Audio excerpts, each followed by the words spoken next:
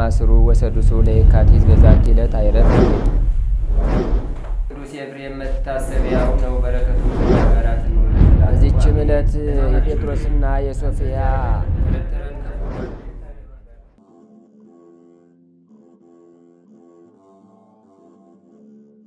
በስመ አብ ወወልድ ወመንፈስ ቅዱስ አሐዱ አምላክ አመ ዕስራሁ ለመጋቢት በዛቲ ዕለት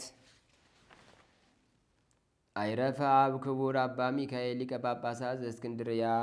አንድ አምላክ በሚሆን በአብ በወልድ በመንፈስ ቅዱስ ስም መጋቢት 20 በዚች ዕለት በእስክንድርያ ከተሾሙ አባቶች ሊቃነ ጳጳሳት 57ተኛ የሆነ የከበረ አባት የእስክንድርያ ሊቀ ጳጳሳት አባ ሚካኤል አረፈ። ይህም አባት በሹመቱ ወራት ብዙ ሐዘንና መከራ ደረሰበት። ጎህ ከሚባል አገር የተሾመ የዚህን ኃላፊውን ዓለም ክብር የሚወድ አንድ ክፉ ኤጲስቆጶስ ነበረ። በሀገረ ስብከቱም ውስጥ ደነውስር በሚባል አገር ያሉ ምእመናን የቤተ ክርስቲያናቸውን ሕንፃዋን አደሱ። ሊያከብሯትም በፈለጉ ጊዜ የአገር ታላላቆች ከእርሳቸው ሊባረኩ ወደው ሊቀ ጳጳሳቱና በሀገሩ ዙሪያ ያሉትን ኤጲስቆጶሳት ልኮ እንዲያስመጣቸው ይህን ክፉ ኤጲስቆጶስ ለመኑት። እርሱ ግን እምቢ አላቸው። ልመናቸውን መቀበል አልወደደም። እነርሱም በራሳቸው ፈቃድ ክፉ ኤጲስቆጶስ ሳይፈቅድ ሊቀ ጳጳሳቱንና ኤጲስቆጶሳቱን ሁሉ ልከው አስመጧቸው። ሊቀ ጳጳሳት አባ ሚካኤልና ኤጲስቆጶሳቱ ሁሉ በመጡ ጊዜ ምሳ አዘጋጅላቸዋለሁ ብሎ በቤተ ክርስቲያን ውስጥ ትቷቸው ሄደ። ማርታ ብዙ በማዘጋጀት ብዙ ትደክሚያለሽ፣ ግን ጥቂት ይበቃል ያለውን የጌታችንን ቃል አላሰበም። የቁርባን ጊዜ ሊያልፍ ስለሆነ ሊቃውንቱና ኤጲስቆጶሳቱ የቅዳሴውን ስርዓት ይጀምር ዘንድ ሊቀ ጳጳሳቱን ለመኑት። ግድ ባሉትም ጊዜ በሊቀ ጵጵስና ማዕርግና ክብር ተሰይሞ ተነሳ። እርሱ ለሁሉ አባት የሆነ ስልጣኑንም ከስልጣናቸው በላይ ነውና የቅዳሴውንም ስርዓት ጀመረ። ያ ክፉ ኤጲስቆጶስን በሰማ ጊዜ በልቡ ሰይጣን አደረበትና ተቆጥቶ መጣ። መስዋዕቱንም ከመቅደስ ገብቶ በጻሕሉ ውስጥ ነጥቆ ወደ ምድር ወረወረው። ሊቀ ጳጳሳቱም ሌላ መስዋዕት አምጡ ብሎ አዘዘ። አምጥተውለትም ቀድሶ ለሕዝቡ ሥጋውንና ደሙን አቀበላቸው፣ አሰናበታቸውም። በማግስቱም ይህ አባት አባ ሚካኤል ሕዝቡን ሰበሰበ። ከእርሱ ጋር ያሉትንም የኤጲስቆጶሳት ካህናቱንና የምእመናንን አንድነት ሰብስቦ ይህ ክፉ ኤጲስቆጶስ ከሹመቱ ሽረው በእርሱ ፈንታ ሌላ ኤጲስቆጶስ ሾሙ። ይህም ለአስቆሮቱ ሰው ለይሁዳ ሁለተኛው የሆነ የምስርን አገር ወደሚገዛ ስሙ አህመድ ወልደ በጥሎን ወደ ተባለው ሹም ሄደ። ይህን አባት አባ ሚካኤልን እንዲህ ሲል ነገር ሰራበት። በሊቀ ጳጳሳቱ ዘንድ ብዙ የወርቅና የብር ገንዘብ እንዳለ እንዲሁም አብያተ ክርስቲያናት የወርቅና የብር ንዋየ ቅድሳትን የተመሉ እንደሆኑ መኮንን ሆይ እወቅ አለው። መኮንኑም ይህን አባት ወደ እርሱ አስቀርቦ ንዋየ ቅድሳቱን እንዲሰጠው ፈለገ። እርሱም ስጋዬን እንደፈለግ ካድርግ፣ ነፍሴን ግን በእግዚአብሔር እጅ ናት ብሎ ከለከለው። እጆቹንና እግሮቹን አስረው በእስር ቤት እንዲጥሉ ታዘዘ። በእስር ቤትም ከ1 ዓመት በላይ ኖረ። በእስር ቤት ውስጥ በኖረበት መጠን ከለምለም እንጀራና ከእንጨት ከጨው ከበሰለ አተር በቀር ሳይበላ ሁል ጊዜም ይጾም ነበር። ከዚህም በኋላ አንድ ጸሐፊ ምእመን ዮሐንስ የሚባል መጥቶ ለዚህ ለከበረ አባት አባ ሚካኤል ዋስ ሆነው ለመኮንኑ አባ ሚካኤል 20 ሺህ የወርቅ ዲናር እንዲሰጠው ሆኖ ከወህኒ ወጥቶ ወደ ቤቱ ሄደ። ጥቂት ቀን ተቀምጦ ታላላቆች ምእመናንና የአስቄጥስ ገዳም መነኮሳት 10,000 የወርቅ ዲናር ሰበሰቡ። ደግሞ የእስክንድርያ አገር ሰዎች ከምድራቸው አንዱን ለ10,000 ዜና ዲናር ሸጡ። 20,000 እስኪመላ ሰበሰቡ። ሊቀ ጳጳሳቱን ለመኮንኑ ይህን 20,000 የወርቅ ዲናር ሰጠው። መኮንኑም 10,000 የወርቅ ዲናር እንደ ግብር ሆኖ በየዓመቱ እንዲከፈል ጽፎ አስፈረመው። ጊዜውም ሲቀርብ ይህ አባት አባ ሚካኤል ከምእመናን ሊለምን ተነስቶ ወጣ። በልበይስ ወደ ተባለም አገር ደርሶ አንዲት ቀን ዋለ። ወደ እርሱም አንድ ምስኪን ድሃ መነኩሴ ገባ። ከሊቀ ጳጳሳቱም ቡራኬ ተቀብሎ ተመልሶ በበር አጠገብ ከረዱ ጎን ቆሞ አትዘን፣ በልብህ አትተክዝ፣ ከዛሬቱ ዕለት እስከ 40 ቀኖች ትድናለህ፣ በላይ ያለውን የዕዳ ደብዳቤ ትቀበላለህና ለመኮንኑ ምንም አትሰጠውም ብለህ ለአባት ሊቀ ጳጳሳት ንገረው አለው። ያረድኡም እንዳለው ነገረው። ድሃውንም መነኩሴ ፈለጉት ግን አላገኙትም። 40 ቀኖችም ሳይፈጽሙ ያ መነኮስ በክፉ አሟሟት ሞተ። ያ መኮንን በክፉ አሟሟት ሞተ። በእርሱ ፈንታም ልጁ ተሾመ። ለዚህም አባት ያንን የዕዳ ደብዳቤ መለሰለት። ይህም አባት ድሃው መነኮስ ትንቢት እንደተናገረ ደብዳቤውን ተቀብሎ ቀደደው፣ ከዕዳም ዳነ። ይህም አባት በታላቅ መከራና በሐዘን በሹመቱ ዘመን 29 ዓመት ከኖረ በኋላ በፍቅር በሰላም አረፈ። በረከቱም ከእኛ ጋር ለዘላለሙ ትኑር አሜን። ሰላም እብል ሊቀ ጳጳሳት ስሙይ በስመ ሚካኤል ሊቆሙ ለኃይላተ ሰማይ እምዕለት ተበስረ ዝንቱ እማፈ አሃዳይ ኮነ በአርባአ ሞተ መኮንን እቡይ እንተሳቀዮ በብዙ ስቃይ። በዚችም ዕለት የክብር ባለቤት ጌታችን ኢየሱስ ክርስቶስ ጻድቅ ሰው አልዓዛርን ከሞተ በኋላ በአራተኛው ቀን ከሙታን ተለይቶ አስነስቶት ነበርና ስለዚች ምልክት ገናናነት ብዙዎች ያመኑበት ለጌታችን ኢየሱስ ክርስቶስ ከቸር አባቱና ሕይወት ከሆነ መንፈስ ቅዱስ ጋር ምስጋና ይሁን ለዘላለሙ አሜን። ሰላም ለውረት ከእግዚአብሔር ኬንያ እምኢየሩሳሌም ለቢታንያ ከመታንስ በድኖ ለአልዓዛር ወማርያ ትሴፈወከ ነፍስየ ወትጸንሐከ ነያ እሞታ ኃጢአት አይድዋ በዝንቱ አራያ። በዚችም ዕለት የተመሰገነችና የከበረች ተጋዳይም የሆነች አስጠራጦኒቃ ስለ ክርስቶስ ምስክርነት ሁና ሞተች። የዚች ቅድስት አባቷ ጣዖት አምላኪ ነው። እርሷ ግን በክብር ባለቤት በክርስቶስ የምታምና ስጋዋም እስቲከሳና እስቲ ደቅ መልኳም እስቲለወጥ ድረስ በስውር ትጾማለች ትጸልያለችም። 15 ዓመት በሆናት ጊዜ እናትና አባቷ ምን ያከሳሻል አሏት። እርሷም እኔስ ኃጢአቴን ይቅር ይለኝ ዘንድ የክብር ባለቤት ወደሆነ ወደ ጌታዬ ኢየሱስ ክርስቶስ እጸልያለሁ አለቻቸው። አባቷን በሰማ ጊዜ ወዲህ ጥባርዮስ ሄዶ የልጁን ሥራ ነገረው። እርሱም ወታደሮች ልኮ ወደ እርሷ አስመጣት። ለጣዖትም እንድትሰግድ መኮንኑ አባበላት። እምቢ ባለችም ጊዜ ወደ ወህኒ ቤት አስገቧት። እናቷም ክርስቲያናዊት ናት። እየመጣች በክብር ባለቤት በክርስቶስ እምነት ታበረታታት ነበር። ከዚህ በኋላ የብረት የሆነ የሰሌዳ ክርታስ ይሰሩላት ዘንድ በእሳትም ማግለው ክንዶቿ ከወገቦቿ ጋር አንድ እስኪሆኑ እንዲያጣብቋት አዘዘ። ይህንንም ባደረጉባት ጊዜ ያንን የብረት ክርታስ ሰብራ በደህና ወጣች። ሕዝቡም ይህን አይተው በክብር ባለቤት በኢየሱስ ክርስቶስ 4700 ያህል አምነው በሰማዕትነት ሞቱ። የሰማዕታትንም አክሊል ተቀበሉ። ሁለተኛም ደግመው ከእስር ቤት አስገቧት። ጥፍሮች ያሉት የብረት በር የሰሩላት ሆዷን ያስወጓት ዘንድ ሊሰቅሏትም ወደ እርሷ አቀረቡት። ይህንንም ባረግባት ጊዜ በጌታ ኃይል በሬው ወዲያና ወዲህ ተከፈለ። ሕዝቡም ይህን ባዩ ጊዜ በክብር ባለቤት በጌታችን 985 ያህል ሰው አምነው በሰማዕትነት አረፉ። ከዚህም በኋላ መርዝን ከተመሉ እባቦች ጉድጓድ ውስጥ ጨመሯት። በጸለየችም ጊዜ እንደ ትቢያው ሆኑ። ሁለተኛም 4 ሰዎች የሚሸከሙትን ከባድ ድንጋይ አምጥተው በአንገቷ ላይ ሰቀሉ። በጸለየችም ጊዜ ድንጋዩ ወደ 3 ተከፈለ። ብዙዎች አረማውያንም በክርስቶስ አምነው በሰማዕትነት አረፉ። ለቅድስቲቱ ግን የብረት ምንቸት አዘጋጁላት። በውስጡ የፈላ እርሳስ በላዩዋ ያፈርሱባት ዘንድ በነኩት ጊዜ በላያቸው ተሰብሮ የሚያሰቃዩትን ገደላቸው። ንጉሡም አይቶ ተቆጣ። ራሷንም በሰይፍ ይቆርጡ ዘንድ አዘዘ። ምስክርነቷን ከምትፈጽምበት ቦታም በደረሰች ጊዜ ወደ እግዚአብሔር ጸለየች። አስጠራኖጢቃ ሆይ አንቺ ብጽዕት ነሽ፣ ስምሽ በሕይወት መጽሐፍ ተጽፏልና የሚል ቃል መጣላት። ከዚያም በኋላ በሰይፍ ተቆረጠች። በጸሎቷ የሚገኝ በረከቷ ከእኛ ጋር ለዘላለሙ ይኑር አሜን። ሰላም ለስንኪ ዘአዋከየ መብረቃ በብሔጽ ጽልመት ወጣቃ ህሊና የትቤ ሶበ ፍቅርኪ አጽህቃ አስጠራጦኒቃ ለንዴት ወርቃ አስጠሪጦኒቃ ለነፍሴ የጽድቃ። በዚች ቀን የተጋዳዩዋ የቅድስት ጽጌ ሥላሴ መታሰቢያዋ የቅዱስ አስቃራን ቤተ ክርስቲያኑ የከበረችበት ነው። በረከታቸውም ከእኛ ጋር ለዘላለሙ ይኑር አሜን።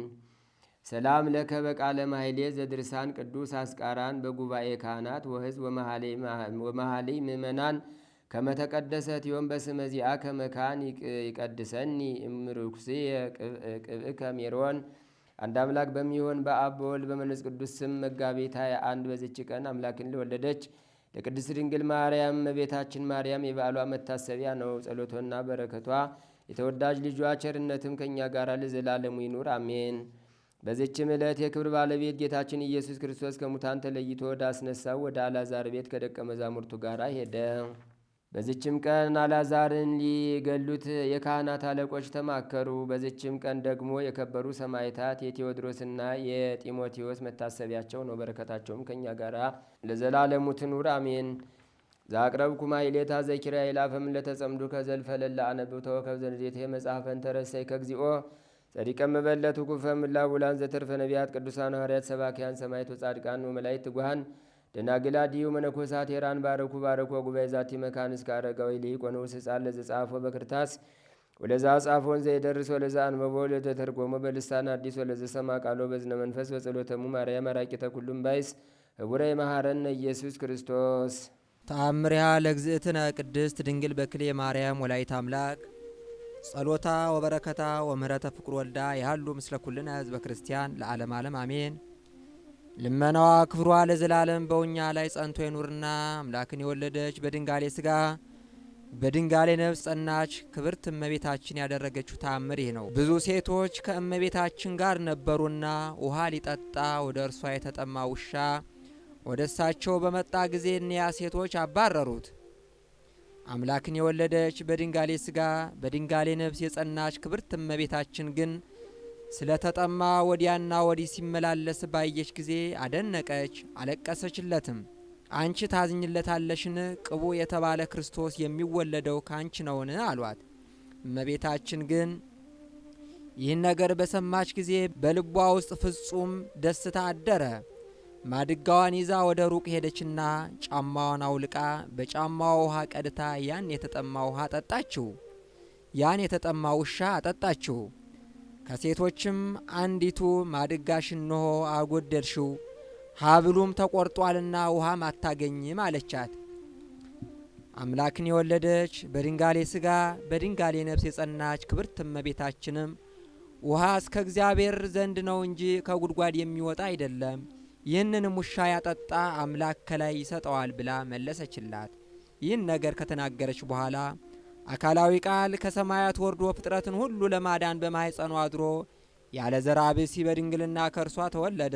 ሴቶች ሲቀጣጡበት ተናገሩት ቃል በእርሷ እውነተኛ የትንቢትና የጽድቅ ቃል ይሆን ዘንድ መንፈስ ቅዱስ በስላቅ በሳቅ ፈንታ አናግሯታልና። እርስ በርሳችሁ የምትፋቀሩ የወንጌል ልጆች ሆይ አምላክን የወለደች በድንጋሌ ስጋ በድንጋሌ ነፍስ የጸናች ክብርት እመቤታችን ቸርነቷ ለተጠማ ውሻ በጫማዋ ውሃ እንዳጠጣች ወቁ።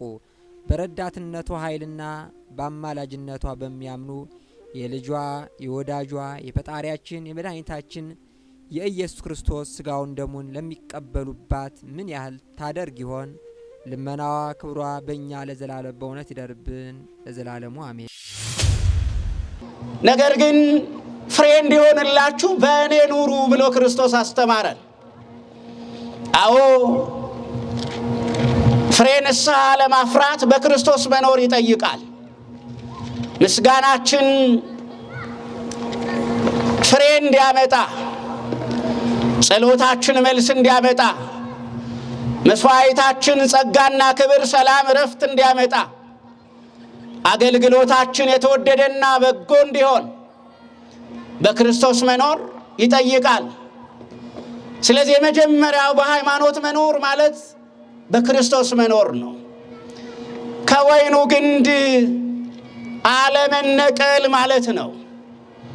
ከወይኑ ግንድ አለመቆረጥ ማለት ነው። ኃጢአት ከወይኑ ግንድ ያርቀናል። ሃይማኖትን አለማወቅ ከወይኑ ግንድ ያሸሸናል። ክርስቶስን አለማወቅ ፍሬ እንዳናፈራ ያደርገናል። ዛሬ ምስጋናችን ፍሬ ያላፈራ፣ ጸሎታችን በሰውና በሰው መካከል እርቅን ያላመጣ፣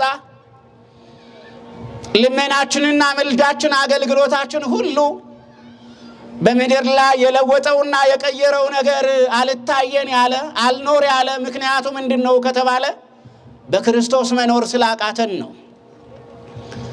ስለዚህ የመጀመሪያው እኔ ክርስቲያን ነኝ የሚል ሰው በክርስቶስ መኖር አለበት። በክርስቶስ የሚኖር ሰው ደግሞ ፍሬ ያፈራል።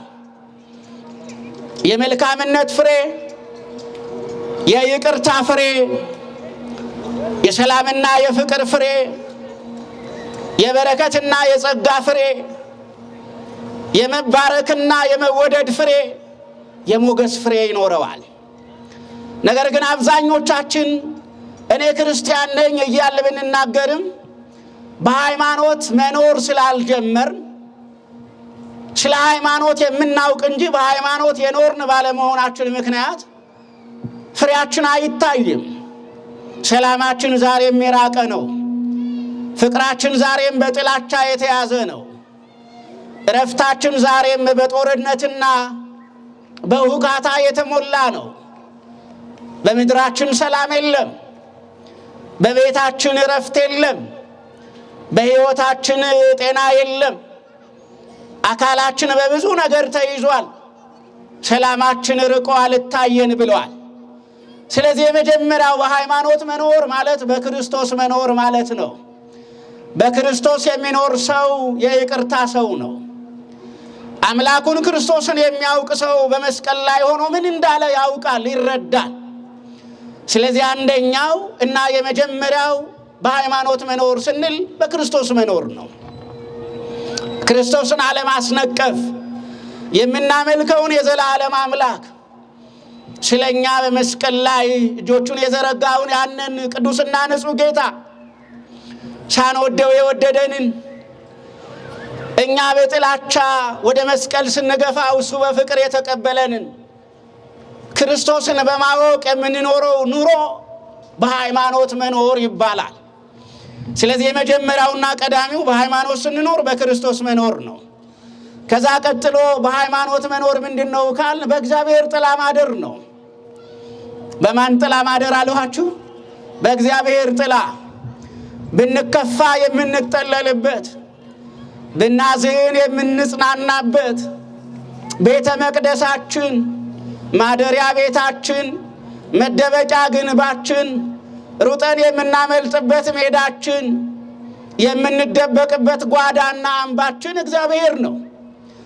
ስለዚህ ሁለተኛው በሃይማኖት መኖር ማለት በማን ጥላ ማደር ነው አልኋችሁ? በእግዚአብሔር ጥላ ማደር ነው። ዳዊት በመዝሙር 90 በቅንፍ 91 ቁጥር 1 ላይ ዘያድር በረድኤተ ልዑል ይብሎ ለእግዚአብሔር አምላኬ አንተ፣ በልዑል ማደሪያ የሚጠለልና የሚያድር ሰው እርሱ እግዚአብሔርን አንተ አምላኬ ነህ ይለዋል ይላል። በማን ማደሪያ የሚያድር? በልዑል ማደሪያ የሚያድር፣ በእግዚአብሔር የሚጠለል፣ በአምላኩ በእግዚአብሔር የሚደበቅ።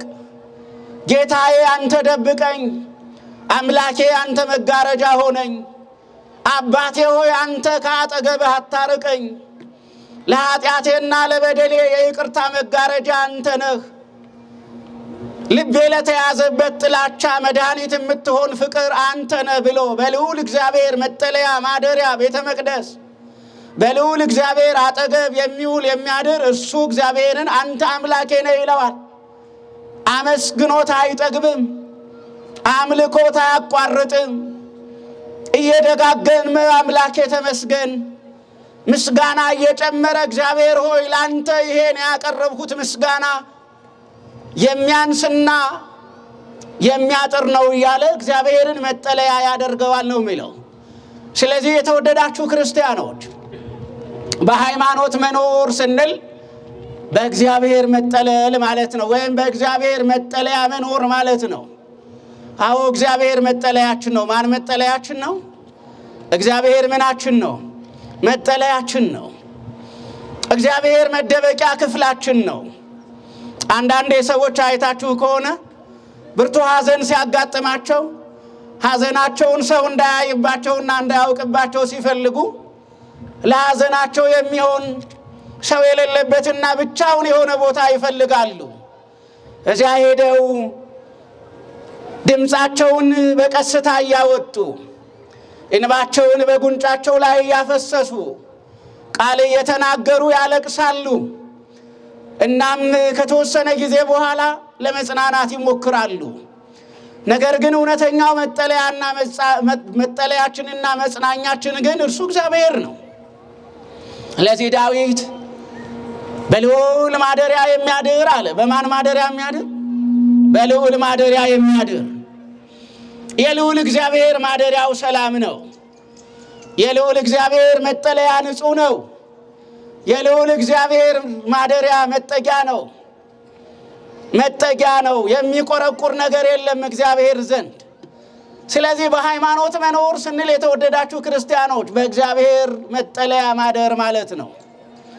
ስለዚህ ሁለተኛው በእግዚአብሔር መጠለያ ማደር ነው፣ በሃይማኖት መኖር ማለት ነው። ስለዚህ ክርስቲያኖች ዓለም ስትገፋችሁ የሥጋ ምኞታችሁና ፈቃዳችሁ አልፈጸም ብሎ ስትቸገሩና ስታዝኑ በዓለም ያለው ነገር ግራ ሲያጋባችሁ የምታዩትም የምትሰሙትም ነገር ግራ የሚያጋባ ሲሆን ሩጣችሁ ወደ እግዚአብሔር ቤት ኑ። እያለቀሳችሁም ቢሆን ለመጽናናት ወደ እግዚአብሔር ኑ። እያነከሳችሁም ቢሆን ወደ እግዚአብሔር ማደሪያና መጠለያ ግቡ። ኃጢአታችሁን እያወቃችሁም ቢሆን እግዚአብሔር አጠገብ ኑ። ያደረጋችሁት ነገር ክፉ ቢሆንም ወደ እግዚአብሔር ኑ። ወደ ዓለም ብንሮጥና ብንሸሽ በእንባ ላይ እንባ፣ በሐዘን ላይ ሌላ ተጨማሪ ሐዘን፣ በለቅሶ ላይ ሌላ እንደገና ለቅሶ ነው የሚሆነው። ወደ እግዚአብሔር ስንመጣ ግን መጠለያ እናገኛለን፣ እረፍት እናገኛለን፣ መጽናናት ይሆንልናል። እግዚአብሔር ያዘኑትን ማጽናናት ያውቃል። የሐዘን ድንኳን መንቀል፣ የደስታ ድንኳን መትከል ይችላል እግዚአብሔር። የቆሰለንና የተወጋን ልብ በይቅርታና በምህረት ዘይት መፈወስ ይችላል እግዚአብሔር። የበዛ ኃጢአትን በብዙ ምህረትና ይቅርታ መደምሰስ ይችላል እግዚአብሔር። የደነደነውንና እንደ አለት የጠነከረውን ልባችንን ማላላት ይችላል እግዚአብሔር። ስለዚህ የተወደዳችሁ ክርስቲያኖች በሃይማኖት ስንኖር ወደ እግዚአብሔር መጠለያ መውጣት። ስለዚህ ዳዊት የነገረንና ያስተማረን ይህንን ነው። ሶስተኛው በሃይማኖት መኖር ማለት ምን ማለት ነው ካልን ሶስተኛው ነገር በእግዚአብሔር ቃል ማደግ ነው። በሃይማኖት ብትኖሩ ራሳችሁን መርምሩ ነውና የተባልነው። ሶስተኛው በሃይማኖት ስንኖር በማን ቃል ማደግ? በእግዚአብሔር ቃል ማደግ ይገባል። የዚህ ዘመን አንዱ ችግር በእግዚአብሔር ቃል አለማደጋችን ነው። አንድ ሕፃን ከተወለደ በኋላ ምግብ ያስፈልገዋል አያስፈልገውም? ክርስቲያኖች ያስፈልገዋል። ለማደግ ምግብ ያስፈልገዋል። ከእናቱ ጡት ወተት ማግኘት አለበት። እየጠነከረና እየበረታ ሲሄድ ደግሞ ከእናቱ ጡት በተጨማሪ ሌላ ምግብ ማግኘት አለበት።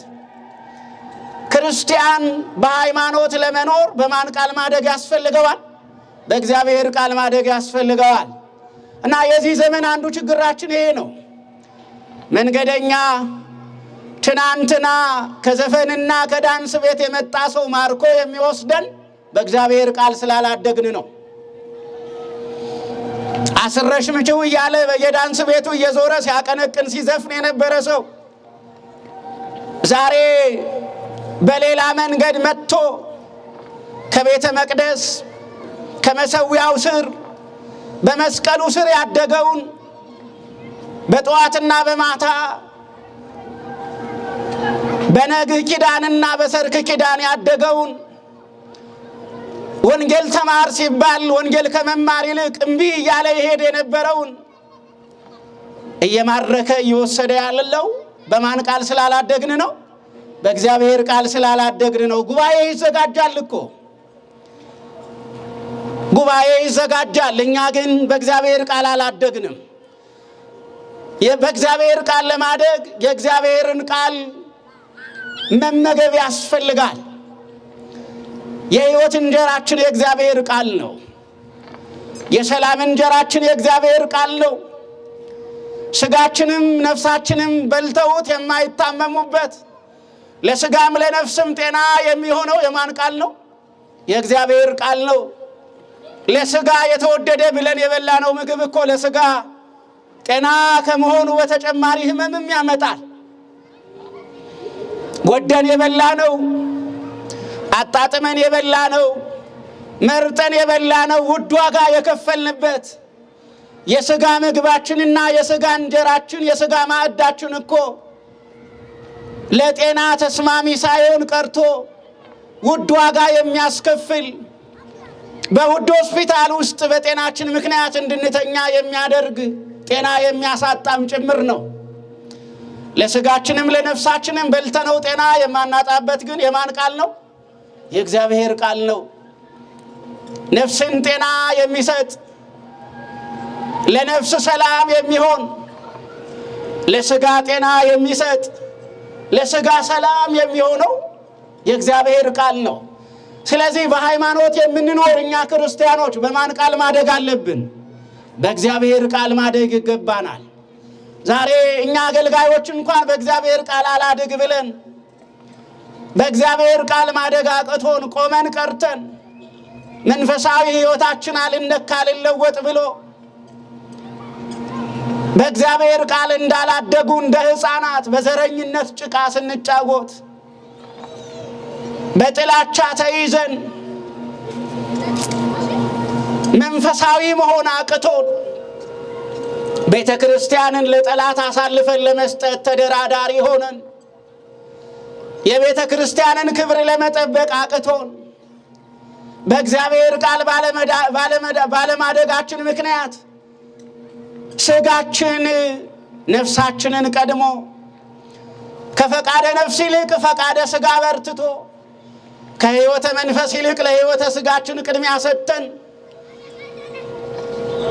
ከዘላለም ሕይወታችን ይልቅ ለጊዜያዊውና ለስጋዊ ሕይወታችን ቅድሚያ ይገባዋል ብለን የቤተ መቅደሱን በር ዘግተን ባንጠፋም አገልግሎቱ በረከት የማያመጣ በእግዚአብሔር ቃል የተለወጡ አገልጋዮች የማያገለግሉበት በአገልጋዮች ላይ የመንፈሳዊ ሕይወት ምልክትና ራያነት የማይታይበት ሆኖ መድረኮቻችንና አገልግሎቶቻችን ሁሉ ተራ ጩኸት ሆነዋል።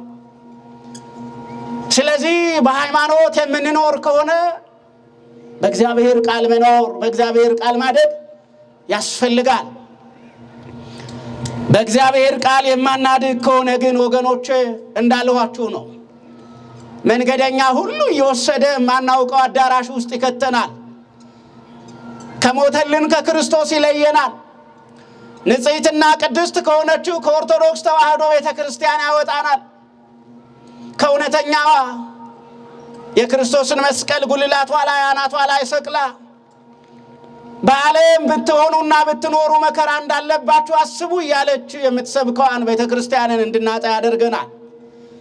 ስለዚህ በሃይማኖት ብንኖር በእግዚአብሔር ቃል ማደግ ያስፈልጋል። አንደኛ ጢሞቴዎስ 4:15 ላይ ሐዋርያው ቅዱስ ጳውሎስ ለልጁ ለጢሞቴዎስ ማደግህ በነገር ሁሉ ይሁን ይለዋል። ማደግህ በነገር ሁሉ ይሁን። ማደግህ እግዚአብሔርን በመምሰል ይሁን። ማደግህ በእግዚአብሔር ቃል ይሁን። ማደግህ በመንፈሳዊ ሕይወት በመለወጥ ይሁን። ማደግህ አገልግሎት የተባረከ እንዲሆን በመስራትና በመትጋት ይሁን። ማደግህ በሚመችም በማይመችም ጊዜ ወንጌልን በማስተማርና በመስበክ ይሁን። ማደግህ ለሚያዩ ሰዎች ሁሉ አራያና ምሳሌ በመሆን ይሁን። ማደግህ በክርስቶስ ያመኑትን ሁሉ በማክበርና በመውደድ ይሁን እያለ ይመክረዋል።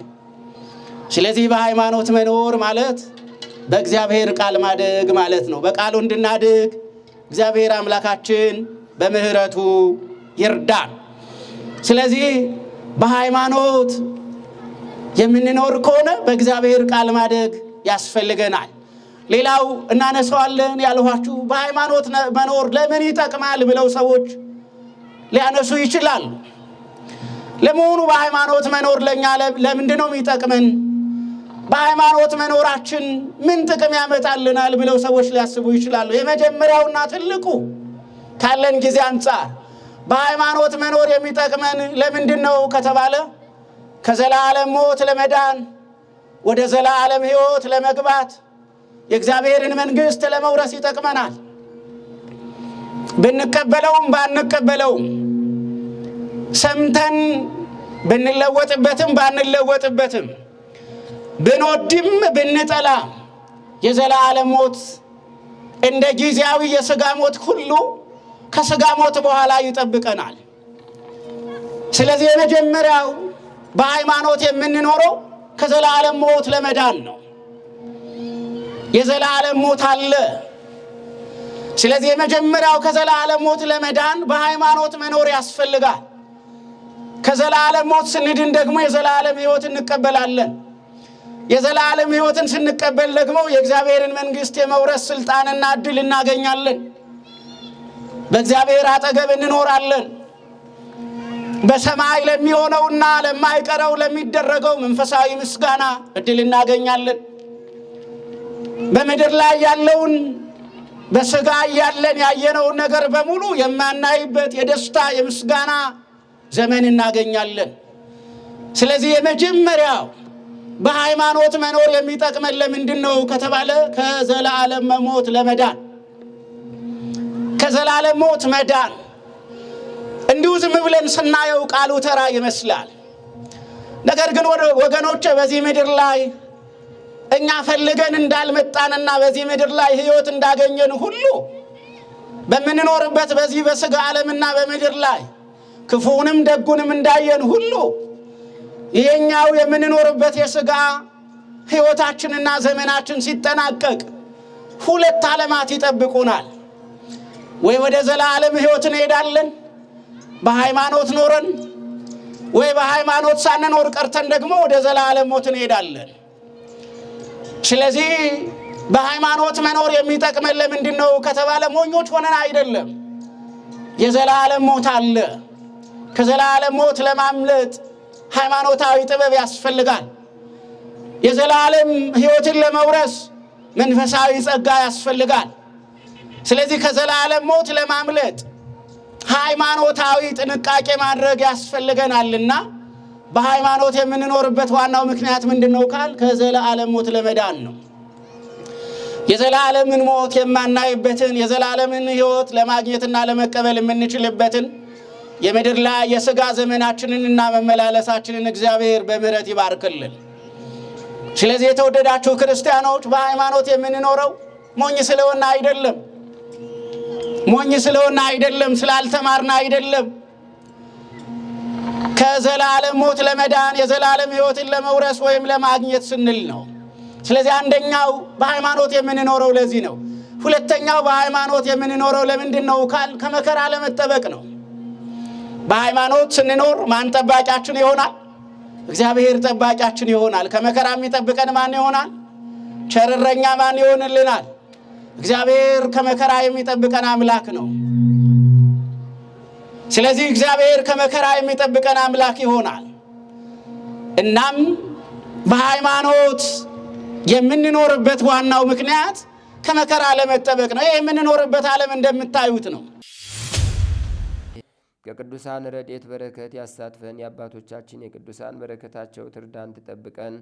በስራችን ሁሉ የእግዚአብሔር ቸርነት አይለየን። ሀገራችንን በጽኑ ሰላም ይጠብቅልን፣ ሕዝቡን ከሕዝብ ያስማማልን።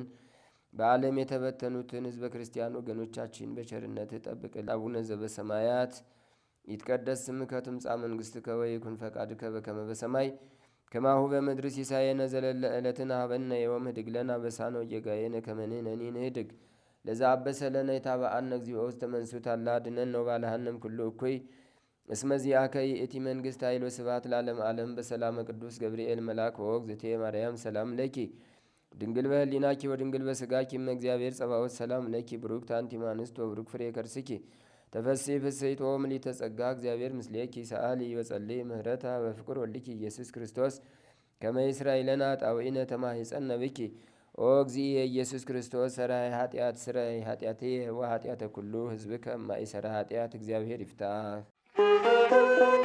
ንቁ ሚዲያ ለተመልካቾቹ ከሚያደርሳቸው ዕለታዊ ሳምንታዊና ወርሃዊ ዝግጅቶች መካከል የየዕለቱን ስንክሳር ወርሃዊና ዓመታዊ የቅዱሳን ገላትና ድርሳናትን በኢትዮ ማህበር የዩቲዩብ ቻናል ያቀርባል።